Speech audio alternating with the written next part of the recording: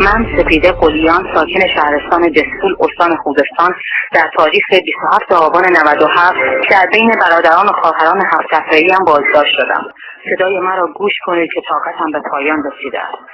پس از 16 ساعت بازجو دوباره آمد.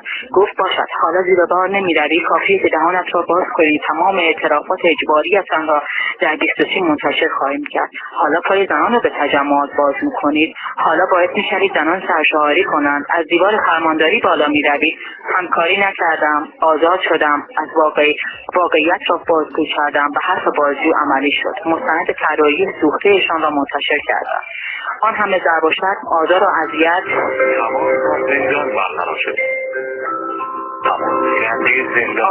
اذیت به خاطر این بود که من زن بودم. صدای مرا خوب گوش کنید. نهادهای امنیتی کابوس را در سرم نشاندند. کابوس صدای شکنجه ها از گوشم قطع نمی شود. بهر آن منتظرم توطئه‌ای دیگر علیهم از صدا و سیما و خبرگزاری های وابسته‌اش منتشر شود. در تاریخ 1 اسفند بازجو دوباره به اتاق بازجویی آمد و گفت برایت یک پیشنهاد دارم. با آرایش و رنگ موی متفاوت و منحصر به فرد خودت، با هر لباسی که خودت دوست داری، حتی بدون روسری، هر طور دلت میخواهد، جلوی دوربین بنشین و بگو فریب خوردم. کمک کن تا مستندی از فریب خوردنت ساخته شود تا ما هم کمک کنیم نزد خانواده‌ات برگردی. در غیر این صورت شرمنده‌ایم و یک بار دیگر به تو فرصت آزادی نخواهیم داد. نپذیرفتم و اکنون ماه‌هاست که در زندانم. به من بگویید چگونه شکایت کنم. از برنامه 23 و خبرگزاری خاص چگونه شکایت کنم. به من بگویید از قوه قضاییه چطور شکایت کنم. صدای من را گوش کنید.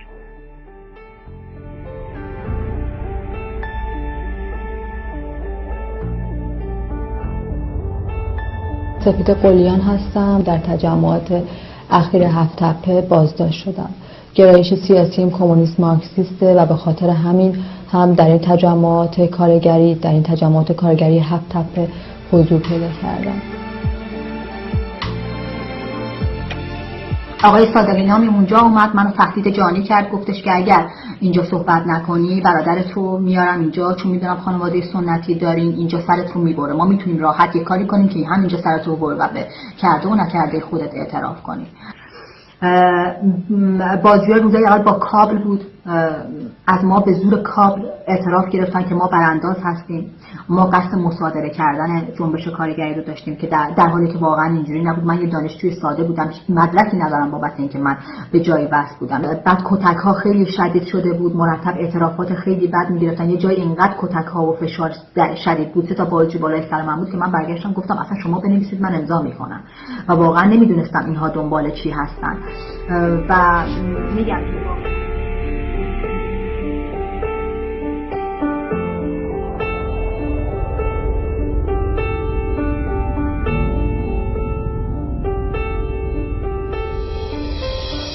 هر هفته ما ملاقاتش میریم، بعد فقط ما یک بار ملاقات حضوریه، بقیهش کابینیه.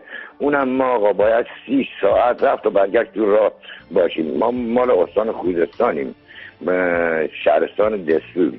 باید از اینجا بلند شیم بریم 15 ساعت رفت 15 ساعت برگشت، اونم در حد 15 دقیقه. کابینی باید دوباره برگشتیم.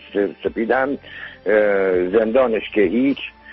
بعدش ناراحت هم برای ما که این همه راه میریم. میگه چندین بار تا میریم اونجا، میگه بابا نمیخواد این همه راه طی کنین و بیایی. من ناراحت میشم برای شما.